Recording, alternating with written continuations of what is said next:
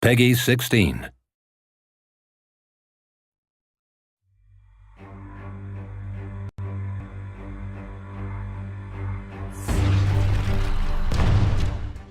The Elder Scrolls Online is already being enjoyed by PC gamers who are still struggling a little bit with some of the subscriptions, as much as even console gamers were worrying they would do.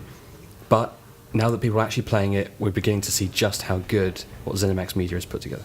Yeah, the gates to Tamriel have been swung wide open, and you know what? It's great to see people finally getting into this world after a couple of years of development time.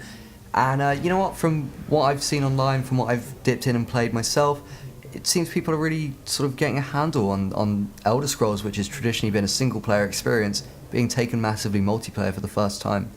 It's a pretty significant adjustment, really, when you think about it. You've had all of these great Elder Scrolls games, and they've always been very solo experiences. That's been right at the core of them. They're about being the lone hero. So moving that into an MMO structure was always going to be a bit of an adjustment for everybody involved, not just the developer, but also the players. What's been fun sort of watching unfold now is how people are actually adapting to that, looking at the structures, the different kind of groups they can join, the little bands they can join together in, and then going out and experiencing Elder Scrolls in a completely new way. I tell you what, so I'm personally quite an old school MMO player. I've been playing them since EverQuest 2 back on the PS2 and Phantasy Stars and what have you. And there was one thing that was always great about those MMOs, which was the sort of sense of community that got built up through almost this, it was almost forced upon you because you didn't have things like proper game chats and guilds and what have you. Instead, you sort of went out into the world. You usually had to wait and queue for bosses and mobs to get the loot, to complete quests.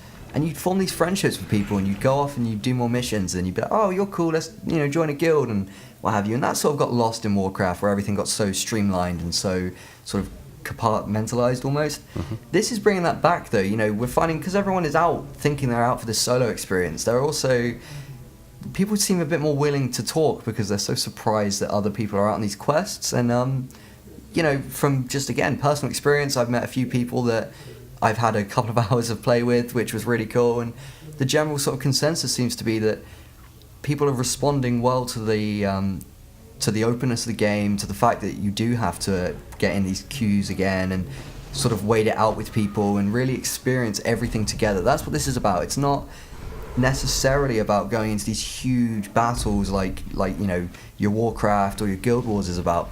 Instead, it is more about sort of exploring the ins and outs of Tamriel, getting into these little caves and little skirmishes and just dragging in other players around you and just having fun with it. That's what MMOs are supposed to be about. It's having fun with other people in worlds that no other game can deliver. You may have read a few things from the beta stages of this game over the last couple of months, and you probably would have heard stuff like the first 10 levels of the game are a bit of a slog. It's a bit of a slow start, and it doesn't really get exciting, really interesting until the game opens up a little bit after level 10. ZeniMax has sort of guaranteed us or promised us that that's no longer the case. They've really worked on it. They've taken that feedback from the beta. So now those opening 10 levels, a little bit faster paced, a little bit more engaging, but the second part of the game, as it were, although really that's the main part of the game, once you get past level 10, but that second stage is just as good as it was before, if not hopefully an awful lot better. Totally, and the great thing about this coming out on PC first, and sorry PC gamers, but it does mean that they're going to be able to test some stuff out. They're going to be able to work out a few more of the kinks before it comes over to Xbox One later this year. And that's great for console gamers because we always get rough starts with MMOs. It's traditionally not been great. If you look back at, say, Phantasy Star Universe or Final Fantasy XI, it's a bit rough. But I think Elder Scrolls Online is going to be the first MMO to come to an Xbox console that just from the get-go just works exactly as you'd hope and as you'd expect, and that's really, really exciting. It really bodes well for the future as well for MMOs coming up, that hopefully they can all hit the ground running and deliver these really superb AAA experiences.